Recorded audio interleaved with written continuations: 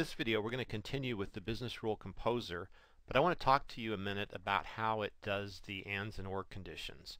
So let's suppose I have a simple little scenario like this where I have a equals 5 and b equals 6, and that's in parentheses, or c equals 7, and that's my entire statement.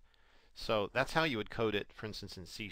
You'd say if this is true, then do whatever, and then you would close your curly brace down here.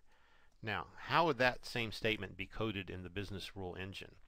So you would have here, let's just simplify, a, and let's say equal to 5, and then you would have b equal to 6, and then that's going to be in a group called an and. So you think of this as your first and your second arguments of the and.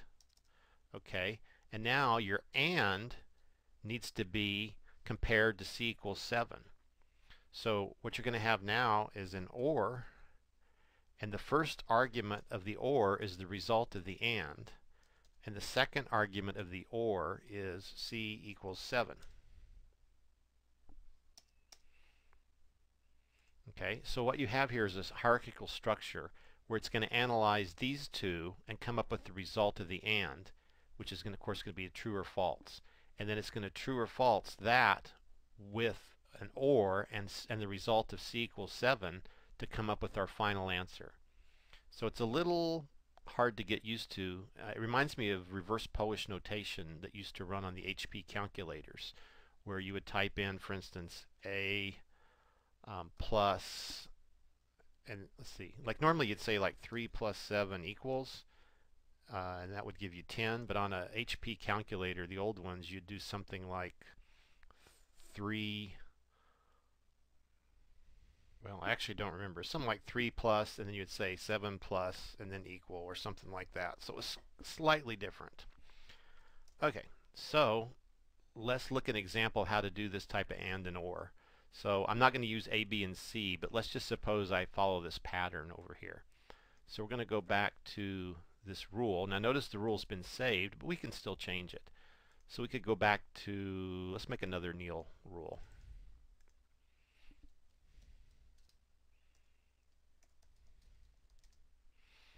And so here I want to add, now see, if you think about it ahead of time, you can do it in the proper order.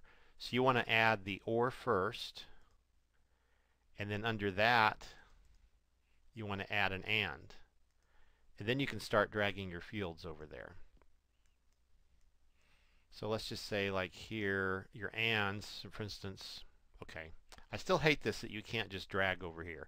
You have to right click and then say like predicate, and then for instance greater than. So your and will have two arguments, so we'll have two predicates, one greater than and one less than. And now we'll put time in months will be the first one, and the other time in months will be your residence, the second one. And we'll put a value of 10 here and 20 here. Okay, so that's your and statement. Again, sorry it didn't fit on one screen. So we have time in months of employment is greater than whatever, 10, and time in months of residence is less than 20. That's my and. And so now I go back to the or and I add another predicate, for instance, equals.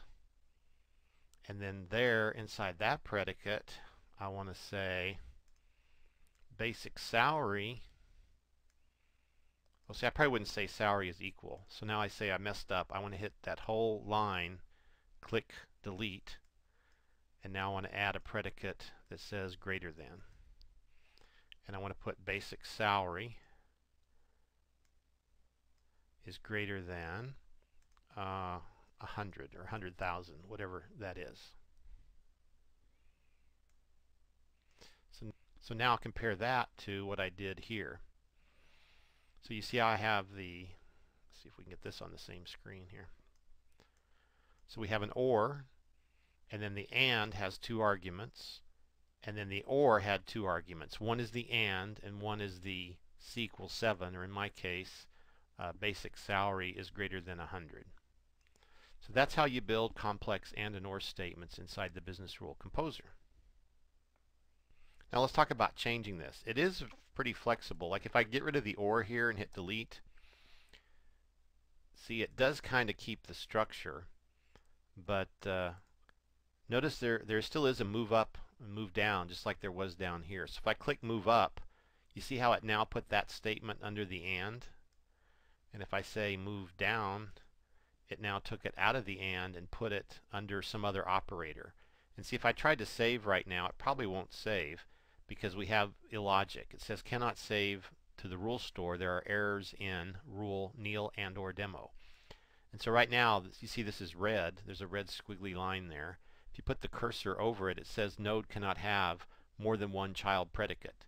So again, you have to think of a tree structure here. Right now we have and followed by, actually we have nothing followed by an and. So an and needs two arguments, right? So you have to have some kind of, at least a not or something in front of this. And now you could actually save it.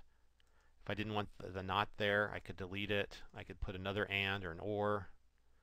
And that's kind of the way that works. Delete that, put my or back, and now it's balanced again. Now, one last thing you might want to do is down here in the actions, there's some extra functions. So we might drag time in months here. And let's say we wanted to make time in months equal to what it used to be plus 3. So what you can do here is, say we put in the number 6. But then you can right click on that and say functions and then click add. So you have add, subtract, and you have a lot of other functions here. So let's just do a simple one, add. And then now notice it changed the 6 to value 1 plus value 2. So now I could put the second value is plus 3 and then take the time in months and put here. Oh, it says not compatible. Okay. In their schema, if you want to do math on this, this would have had to be an integer. So for whatever reason, their time in months, they made it probably a string. So we would actually have to go back to our schema here, and let's do that. Let's just change this to a string, or a integer, I mean. And do it with both of these fields. Seems like if they designed their schema properly, they would have done this already, but that wasn't what they were trying to demo here. Now I believe I can just save that. And it's not going to pick it up immediately. See here if I drag it now. But what you can probably do is right here, do remove, right click browse, and then now it's going to go reread the same schema with the integers back into memory, right? And now we can drag this, and now it's numeric. It's an integer. So an integer plus 3 will now return the new value integer. So that's a case of when you're here, you can do these functions that are available. So that concludes this video on how to use some of the special features within the Business Rule Composer.